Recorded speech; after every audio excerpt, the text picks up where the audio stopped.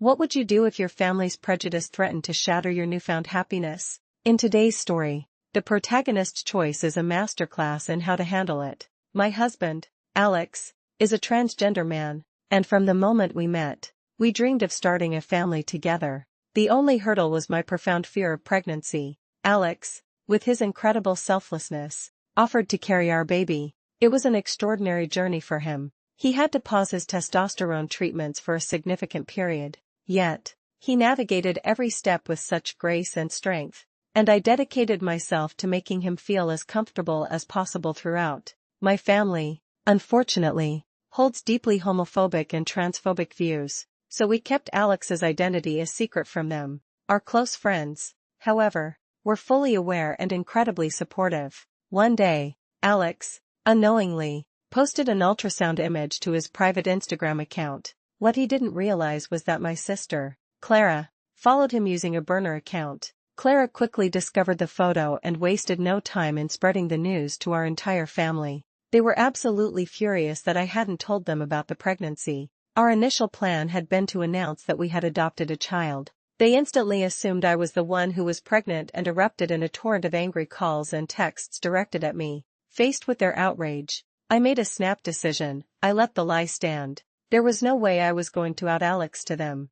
For the first couple of months, I allowed them to visit, feigning the early stages of pregnancy. As time went on, I started eating massive meals and deliberately bloating myself to the point of discomfort, just to maintain the illusion of a growing baby bump. Around the 6-month mark, they'd comment on how remarkably small I was for my supposed stage of pregnancy, but I simply brushed it off with excuses about a difficult or unusual pregnancy. This reveals my family's greatest fatal flaw, their self-absorption and lack of empathy, which ultimately prevented them from seeing beyond their preconceived notions. Eventually, the charade became unbearable, and I began scrambling for every possible excuse to avoid seeing my family. I declined all invitations for baby showers, gender reveal parties, or any event that would require our physical presence. Fortunately, they lived an hour away, and our busy lives meant spontaneous visits weren't a frequent issue.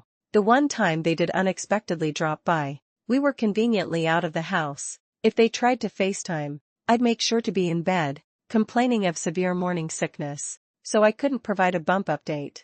I lied relentlessly, and they simply concluded I was having an exceptionally rough pregnancy. Alex gave birth to our beautiful daughter a year ago, and he immediately resumed his testosterone treatments. We couldn't be happier. My family has met our daughter, and they absolutely adore her. Then, a week ago, after a heated argument between myself and a supposed friend, that friend decided to unleash pure malice. They outed Alex to my entire family, providing irrefutable proof of his transgender identity. The method was insidious. They created a group chat, added everyone, posted screenshots and a detailed account of the whole story, then declared, "I'll leave you all to discuss," before promptly leaving the chat and blocking both Alex and me. As the anonymous user I Appeal commented, "Your ex-friend is a despicable excuse for a human. Block your family in every possible way and block that ex-friend too. What your ex-friend did is truly reprehensible, and they did it because they wanted to hurt you and your husband in the worst way they possibly could. Your family dynamic is none of their damn business and their behavior is disgusting.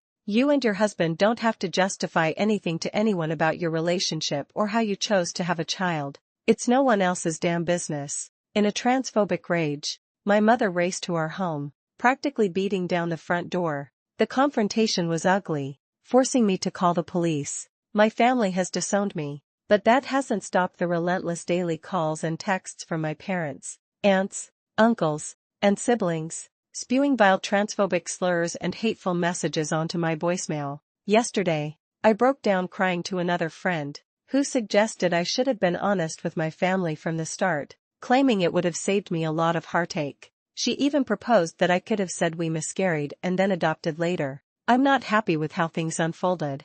I feel incredibly sad now. Perhaps lying was wrong, but in that moment, I truly felt I had no other choice. As Synchronized Calamity wisely noted, and yeah, there's the whole "you shouldn't have lied" aspect. But people who know. I've lied my ass off to protect myself from bigots who very well could have done awful shit to me in situations I couldn't escape. A stranger's comforts probably don't mean much, but I don't blame you for lying at all. I think you did what was best while respecting your husband's wishes. Based on other comments where you said he wanted you to have a relationship with your family, it's worth noting that Alex had always encouraged me to maintain a relationship with my family, primarily for his own sake. Personally, I had mentally checked out of that relationship years ago, but when they met him, they welcomed him with open arms, treating him like the son they never had. Yes, this acceptance was conditional on them believing he was cisgender, but we never intended for them to discover the truth. Alex experienced a familial love from them that he had never received from his own family. That's why I continued to engage with my parents at his request. If it weren't for him, I would have cut them off a long time ago. My sadness now isn't really for myself, but mostly for Alex. And, of course, the friend who outed him is no longer in our lives, and never will be again. The other friend who advised me to tell the truth is on very thin ice. The core lesson here is that protecting those you love from prejudice can sometimes demand difficult choices. What would you have done in this situation to shield your family from intolerance?